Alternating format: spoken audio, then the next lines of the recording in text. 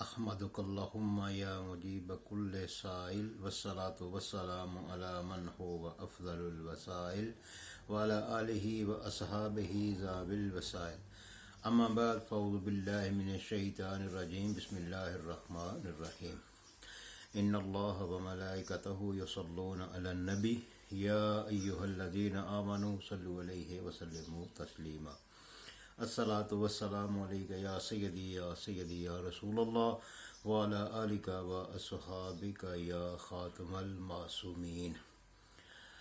سیدنا عمر فاروق رضی اللہ تعالیٰ عنہ کی فضیلت اور مناقب میں چند حدیث طیبہ۔ ویسے تو آپ کے مناقب میں، آپ کے فضائل میں، آپ کی شان میں ایک کثیر تعداد ہے، ایک بڑی لمبی فہرست ہے حدیث طیبہ کی اور آیات قرآن کی، لیکن چند حدیث طیبہ جو ہیں وہ سب سے پہلے ترمذی شریف کی حدیث پاک ہے کہ سرکار دو عالم صلی اللہ علیہ وآلہ وسلم نے فرمایا کہ یعنی اگر میرے بعد نبی ہوتے تو عمر ہوتے۔ اسی طرح یہ ہے مرتبہ سیدنا حضرت عمر فاروق رضی اللہ تعالیٰ عنہ کا، اگر نبی کریم علیہ الصلوۃ والسلام خاتم النبیین نہ ہوتے تو آپ نبی ہوتے۔ اس حدیث شریف میں حضرت عمر رضی اللہ تعالیٰ عنہ کی فضیلت کا عظیم الشان بیان ہے، اور حضرت عائشہ رضی اللہ تعالیٰ عنہما سے روایت ہے کہ رسول خدا صلی اللہ علیہ وسلم نے ارشاد فرمایا، میں بلا شبہ نگاہ نبوت سے دیکھ رہا ہوں کہ جن کے شیطان بھی اور انسان کے شیطان بھی دونوں میرے عمر کے خوف سے بھاگتے ہیں۔ جن کے شیطان اور انسان کے شیطان جو ہیں وہ حضرت عمر کے خوف سے بھاگتے ہیں۔ یہ رعب اور دبدبہ ہے سیدنا عمر فاروق رضی اللہ تعالیٰ عنہ کا کہ چاہے جن کا شیطان ہو یا انسان کا شیطان ہو، دونوں ان کے ڈر سے بھاگ جاتے ہیں۔ اسی طرح نبی کریم علیہ الصلوۃ والسلام کا ایک اور فرمان علی شان ہے۔ نبی پاک علیہ الصلوۃ والسلام نے فرمایا، یعنی عمر مجھ سے ہے اور میں عمر سے ہوں، اور عمر جس جگہ بھی ہوتے ہیں حق ان کے ساتھ ہوتا ہے۔ سبحان اللہ۔ اسی طرح حضرت ابو سعید خدری رضی اللہ تعالیٰ عنہ سے بخاری اور مسلم میں ایک روایت ہے کہ نبی پاک علیہ الصلوۃ والسلام نے فرمایا، میں سو رہا تھا کہ خواب دیکھا کہ میرے سامنے پیش کیے جانے والے کچھ لوگ ہیں، اور وہ کیا دکھائے جا رہے ہیں کہ وہ سب کرتے پہنے ہوئے ہیں، اور کرتے لباس جو ہے جبہ، تو جن میں سے کچھ لوگوں کے کرتے ایسے تھے جو صرف سینوں تک تھے، اور بعض لوگوں کے کرتے اس سے نیچے تھے۔ پھر حضرت عمر بن خطاب کو پیش کیا گیا تو وہ اتنا لمبا کرتا پہنے ہوئے تھے کہ زمین پر گھسیٹتے ہوئے چلتے تھے۔ لوگوں نے عرض کیا، یا رسول اللہ صلی اللہ علیہ وسلم، اس خواب کی تعبیر بھی آپ ہی فرما دیجئے کہ کیا تعبیر ہے اس خواب کی؟ تو نبی پاک علیہ الصلوۃ والسلام نے فرمایا کہ اس کی خواب کی تعبیر ہے دین، کہ سیدنا عمر رضی اللہ تعالیٰ عنہ دین میں کس قدر پختہ ہیں۔ تو اس حدیث شریف میں اس بات کا واضح طور پر بیان موجود ہے کہ سیدنا عمر فاروق رضی اللہ تعالیٰ عنہ دینداری اور تقوی اور شیاری میں بہت ہی بڑے ہوئے تھے۔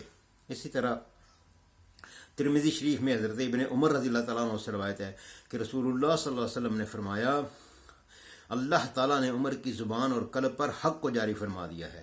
مطلب یہ ہے کہ حضرت عمر فاروق اعظم رضی اللہ تعالیٰ عنہ حق ہی بولتے ہیں، ان کے قلب اور زبان پر باطل کبھی جاری نہیں ہوتا۔ اسی طرح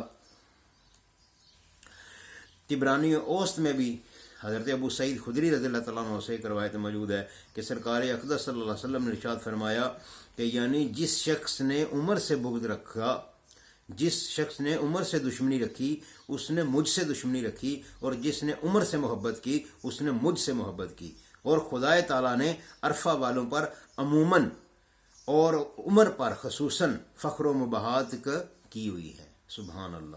اسی طرح سیدنا عمر رضی اللہ تعالیٰ عنہ کی بارگاہ میں کے فضائل اور شان کے حوالے سے حضرت سیدنا امیر معاویہ رضی اللہ تعالیٰ عنہ فرماتے ہیں کہ سیدنا ابو بکر صدیق کے پاس دنیا نہیں آئی اور نہ انہوں نے ان کی خواہش اور تمنا فرمائی، مگر عمر فاروق رضی اللہ تعالیٰ عنہ کے پاس دنیا بہت آئی، لیکن انہوں نے اسے قبول نہیں کیا بلکہ ٹھکرا دیا ہے۔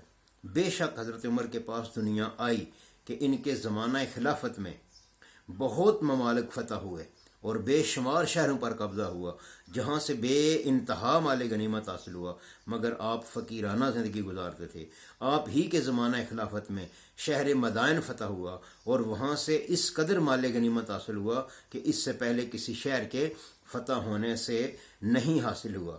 شہر مدائن کے مال غنیمت کا اندازہ اس سے لگایا جا سکتا ہے کہ اس شہر کے فتح کرنے والے لشکر کے سپاہی 60,000 تھے۔ بیت المال کا 5واں حصہ نکالنے کے بعد ہر سپاہی کو 12,000 نقد ملا، درہم 12,000 درہم جو ہیں وہ نقد ہر ایک صحابی کو ملے، اور ان کی تعداد 60,000 تھی۔ اور یہ مال کسرا بادشاہ کے اس فرش کے علاوہ تھا جو سونے چاندی اور جواہرات سے بنا ہوا تھا، جس کو مخصوص درباروں میں کسرا بادشاہ کے لیے بچھایا جاتا تھا۔ یہ فرش لشکر کی اجازت تھے سیدنا عمر فاروق رضی اللہ تعالیٰ عنہ کی خدمت میں بھیج دیا گیا۔ اس فرش کی قیمت کا اندازہ اس سے لگایا جا سکتا ہے کہ اس کی ایک بلشت مربع ٹکڑے کی قیمت سیدنا علی رضی اللہ تعالیٰ عنہ کو 20,000 درہم کی رقم ملی تھی۔ اللہ اکبر۔ تو اس طرح سیدنا عمر رضی اللہ تعالیٰ عنہ کے پاس دنیا آئی تھی، مگر آپ ہمیشہ اسے ٹھکرا رہے تھے یا ٹھکراتے رہتے تھے۔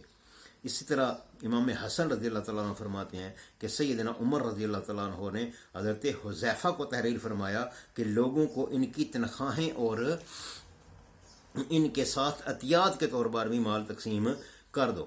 تو انہوں نے آپ کو لکھا کہ میں نے ایسا ہی کیا ہے، لیکن اس کے باوجود ابھی مال بہت زیادہ موجود ہے۔ تو سیدنا عمر رضی اللہ تعالیٰ عنہ نے ان کو تحریر فرمایا کہ کل مال غنیمت ہے جو خدا تعالیٰ نے مسلمانوں کو دیا ہے، لہٰذا وہ سب مال انہی پر تقسیم کر دو، وہ مال عمر یا اس کی اولاد کا نہیں ہے۔ اللہ اکبر کبیرہ۔ تو ہمیں بھی چاہیے کہ سیدنا عمر رضی اللہ تعالیٰ عنہ کی سیرت سے سیکھنا اور اپنی زندگیوں کو بھی آپ کی سیرت کے مطابق گزارنے کی کوشش کرنی چاہیے۔ اللہ رب العالمین ہم سب کو سیدنا عمر رضی اللہ تعالیٰ عنہ کی سیرت پر زندگی گزارنے کی توفیق عطا فرمائے۔ وما علینا الا البلاغ المبین۔